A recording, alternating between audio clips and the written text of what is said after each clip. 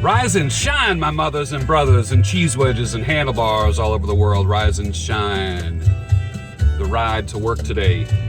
Quick message for you. Number one, look her in the eye. Tell her you're sorry.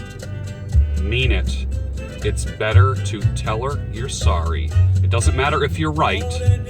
It doesn't matter if you're right.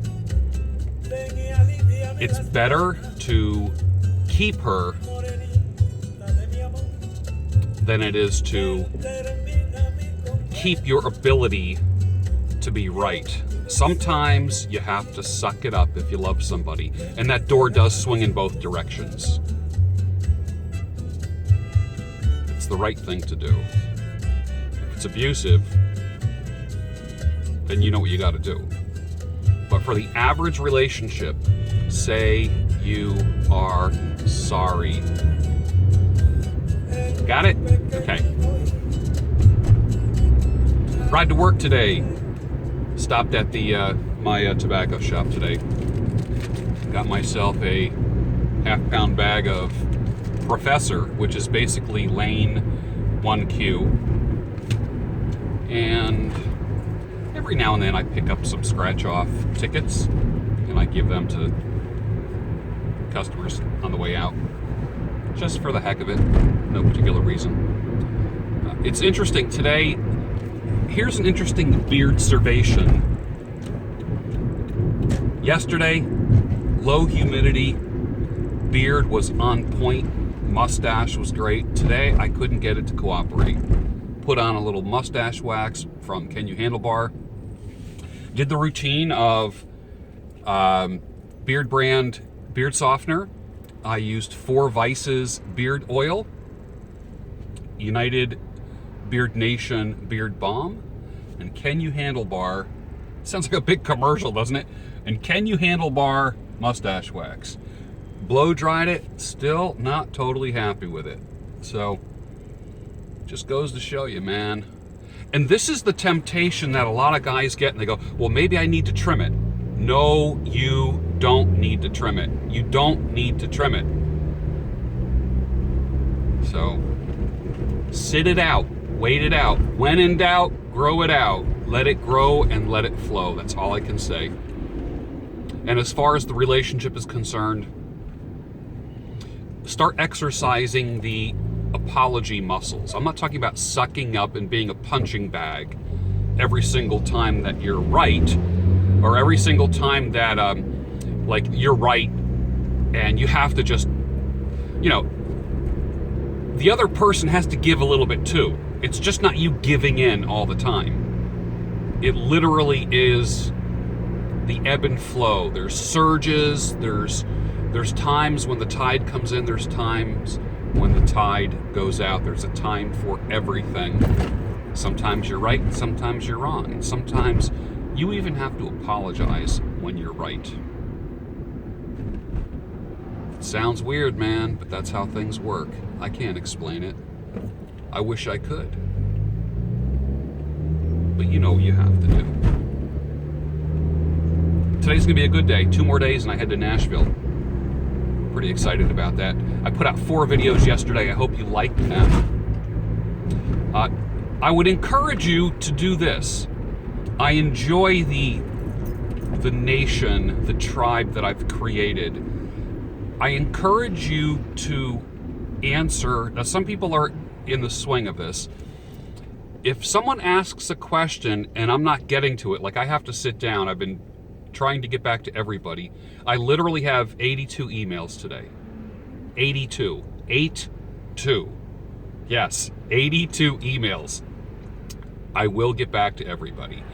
That's on top of comments on the videos and questions with the Instagram. I'm going to be hitting 10,000 subscribers faster than I ever thought. So I'm pretty happy about that. This was my largest growth week in a long time. Not a lot of rhyme or reason, numbers-wise, money-wise. It's just my numbers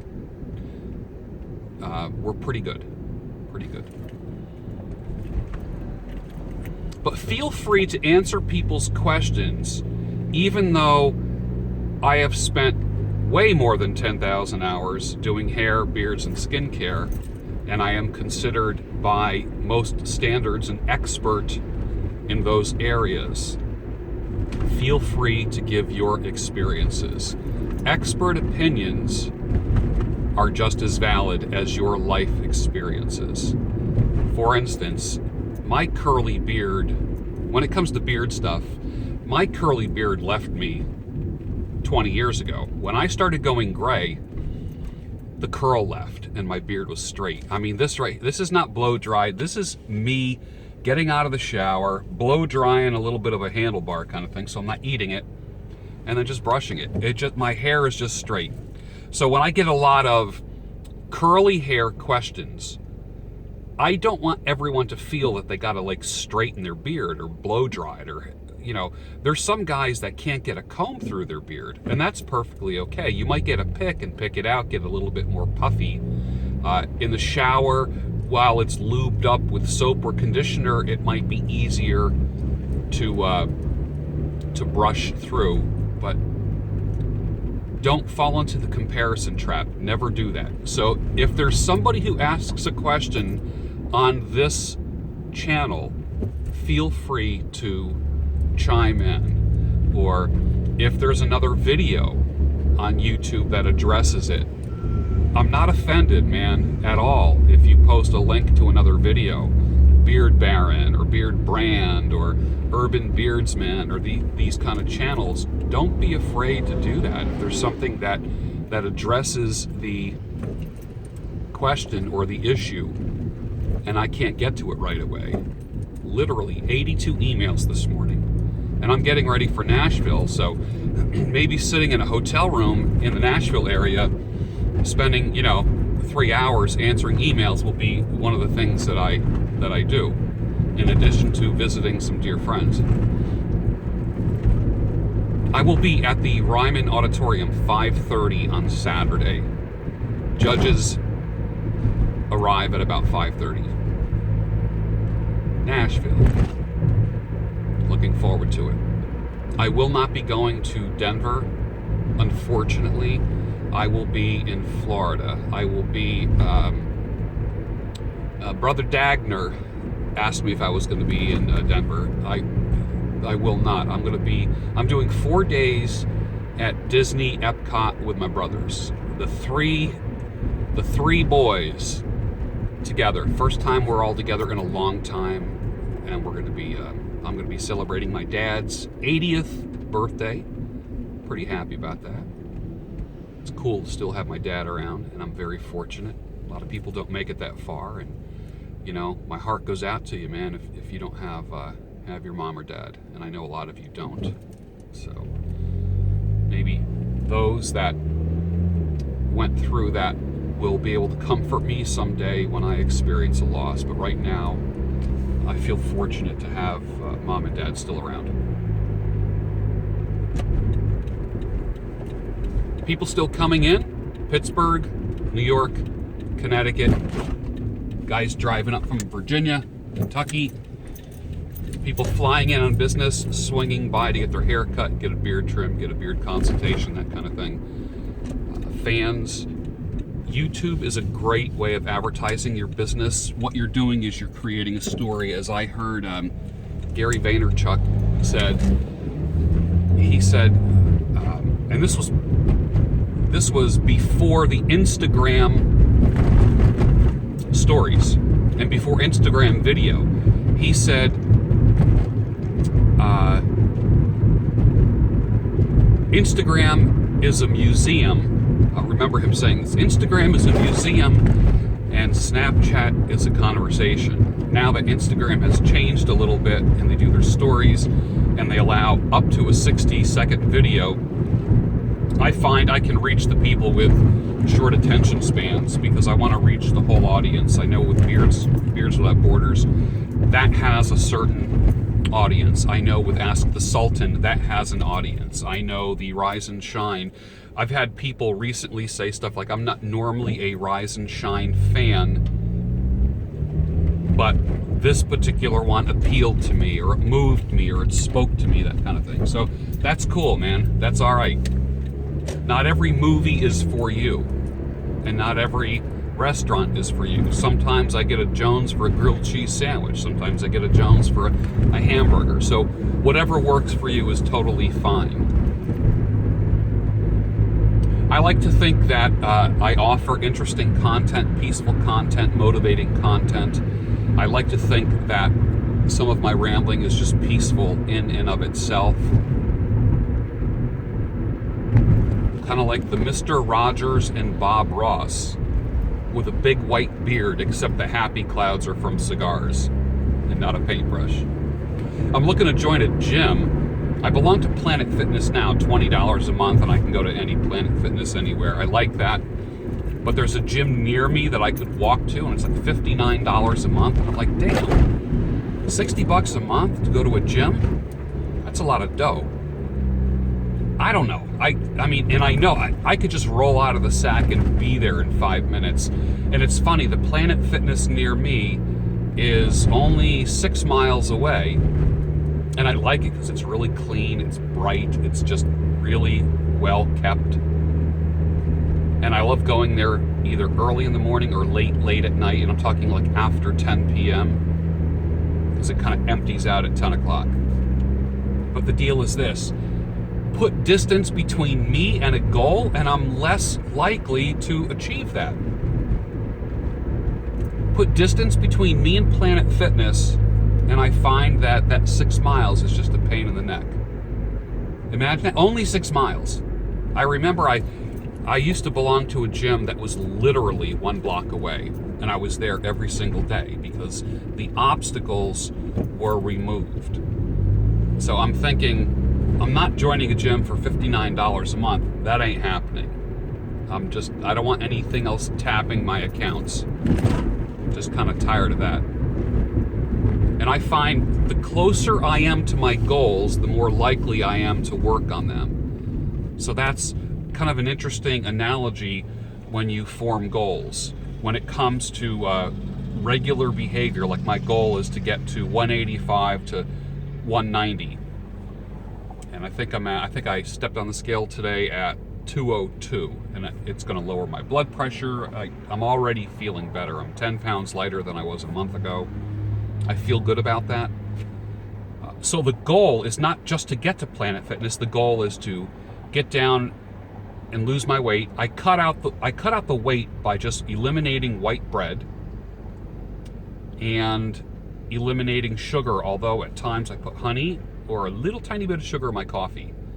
And I like my coffee. I'm not giving my coffee up. I really enjoy it. There's a lot of things that people like that are really not good for them, but in moderation, I'm willing to stay with my coffee. I don't inhale smoke. I know, I've heard all kinds of stories about cigars and pipes, but I don't do it often enough to, I don't feel it in my body.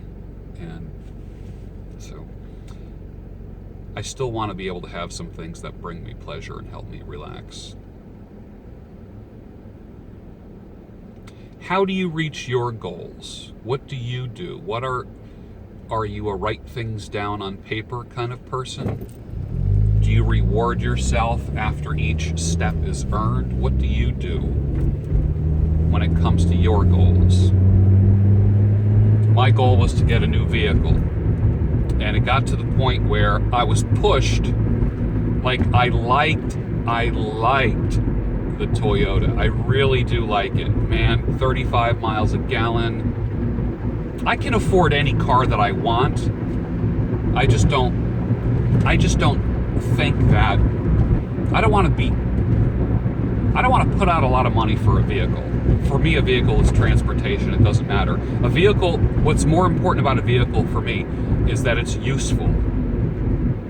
Like the Scion here is a great utility vehicle. If I take that back seat out, put in a plywood floor, I have the most banging little car camping stuff hauling vehicle. 1.5 liter, I get really good gas mileage. I get about 31 miles a gallon, not as much as the Toyota, but this is not as aerodynamic. It is like driving a refrigerator on its side, but I like it. I like how high it is. It's much bigger on the inside than I thought it was. And I could easily buy a brand new one, very easily. So,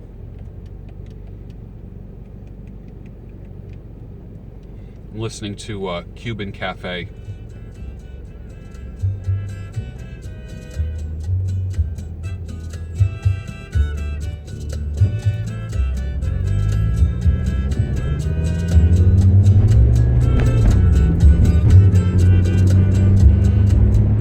I have a special relationship with Cuba. I grew up listening to Cuban music. My father was a Marine stationed in Cuba, and I grew up playing Cuban music, stuff that became popular like in the past 5 years. Buena Vista Social Club. I grew up listening to stuff like that. Now, of course, that's a revival of traditional Cuban music. So I love listening to it, and have some special ties there as well. Do I have any Cuban brothers or sisters watching this broadcast? If I do, let me raise. I don't have a glass to raise to you, but I have a breakfast smoothie to raise to you. Here's to you, Cuban brothers and sisters.